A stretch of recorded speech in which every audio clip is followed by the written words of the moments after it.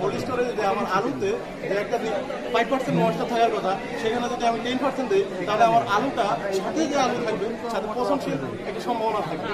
আমার পেঁয়াজের মতো করা যাবে।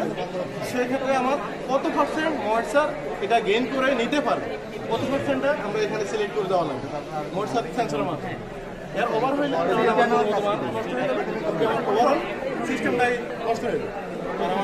যারা এই ইন্ডাস্ট্রি স্থাপন করবে তারা আলটিমেটলি লসের সম্মুখীন হবে, আর যারা কিনবে তারাও ফাইনালি তারা বেশি দামে কিনতে হবে। মানে ওভারঅল একটা ইফেক্ট পড়ে যাবে আমাদের বাংলাদেশের বিজনেস মার্কেটে, একটা ব্যাড ইফেক্ট পড়বে। আমাদের বেসের 7 জন আমরা সবাই আছে। কংগ্রাচুলেশন।